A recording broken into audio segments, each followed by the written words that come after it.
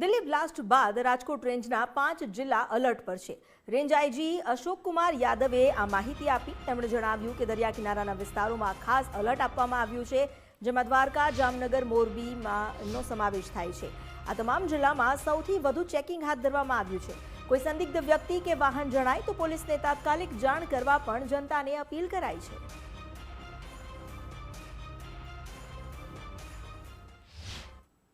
દિલ્હીની અંદર જે બોમ્બ બ્લાસ્ટની ઘટના સામે આવી છે, ખાસ તો સૌરાષ્ટ્રનો જે દરિયા કિનારો છે તે પાકિસ્તાન સાથે ડાયરેક્ટ મળી આવે છે। આપણી સાથે રાજકોટ રેન્જ આઈજી અશોક કુમાર યાદવ સાહેબ છે। સર, ખાસ આપના જે વિસ્તારની અંદર 5 જિલ્લાઓ આવે છે એમાં પણ ખાસ જે દરિયાઈ વિસ્તારો આવે છે એને લઈને કઈ પ્રકારનું ચેકિંગ અને કઈ પ્રકારનું એલર્ટ છે અત્યારે?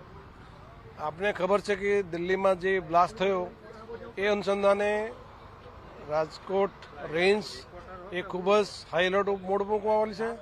તમામ મારા જે પોલીસ અધિકારીઓ, કર્મચારીઓ સઘન વાહન ચેકિંગમાં જોડાયેલા છે અને એલસીબી અને એસઓજી જે યુનિટો છે એને પણ જે સ્પેશિયલ સંદિગ્ધ વ્યક્તિઓ છે, દેશ વિરોધી જે કૃત્યમાં સંકળાયેલ વ્યક્તિઓ છે અને અમારી સાથે જે ડોઝિયર્સ છે એ તમામ વ્યક્તિઓ વિરુદ્ધમાં કડકથી કડક વોચ રાખવા માટે એવમ તમામ પ્રકારની જે ગતિવિધિ છે એના ઉપર નજર રાખવા માટે કડક સૂચના આપવામાં આવેલી છે।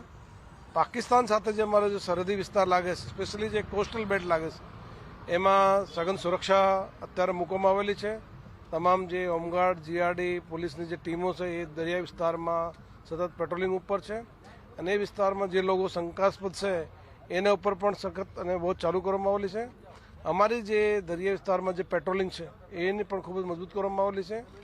પબ્લિકને પણ આપણે મારફતે અપીલ કરું છું કે ગુજરાત પોલીસ અને રાજકોટ રેન્જ એ કોઈપણ પરિસ્થિતિને પહોંચી વળવા માટે સક્ષમ છે।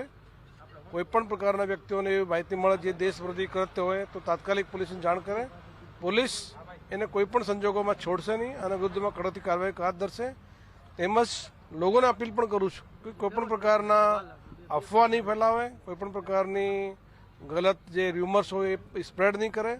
કોઈપણ પ્રકારની એવી ઇન્ફોર્મેશન હોય તાત્કાલિક અમારા કોઈપણ અધિકારીને જાણ કરશે તો પોલીસ દ્વારા એના વિરુદ્ધમાં કડકથી કરી કામગીરી હાથ ધરવામાં આવશે। સાહેબ, આપના જે કોસ્ટલ વિસ્તારો છે એમાં જે ભૂતકાળમાં ડ્રગ્સ સહિતનું જે મળી આવ્યું છે એમાં પણ પાકિસ્તાન કનેક્શન સામે આવ્યું છે। આને લઈને કઈ પ્રકારની તૈયારીઓ છે અત્યારે?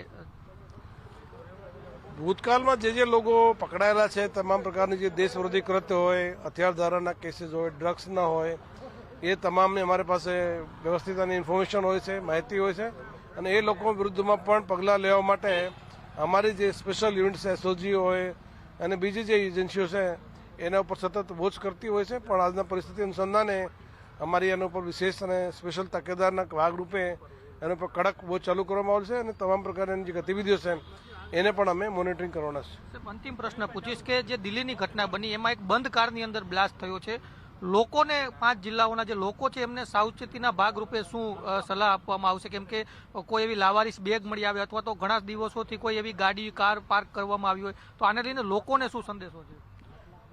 આપને મારફતે પબ્લિકને પણ અપીલ કરું છું કે આજુબાજુમાં કોઈ લાવારીસ વસ્તુ હોય, જેમાં મોટરસાયકલ હોય, બીજી 4 વ્હીલર ગાડીઓ હોય, બીજા કોઈ પણ પ્રકારની મોટી ગાડીઓ હોય જે લાવારીસ મૂકવામાં આવેલી હોય તો તાત્કાલિક પોલીસના જે કોન્ટેક્ટ નંબર છે 112 નંબર ઉપર તાત્કાલિક ફોન કરી શકે છે। કોઈપણ પ્રકારના શંકાસ્પદ વ્યક્તિઓ નજર આવતા હોય, શંકાસ્પદ ગતિવિધિ કરતા હોય તો તાત્કાલિક પોલીસના ધ્યાન મૂકે તો પોલીસ આના વિરુદ્ધમાં કડકથી કડક કામગીરી હાથ ધરશે।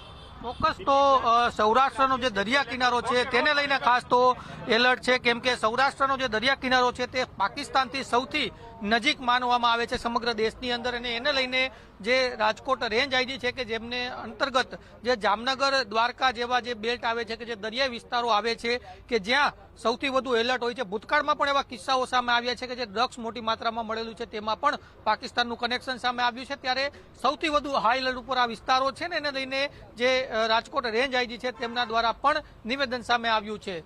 કેમેરા પર્સન કિશોર વાડોલિયા સાથે ગૌતમ ભેડા, ગુજરાત ફર્સ્ટ, રાજકોટ।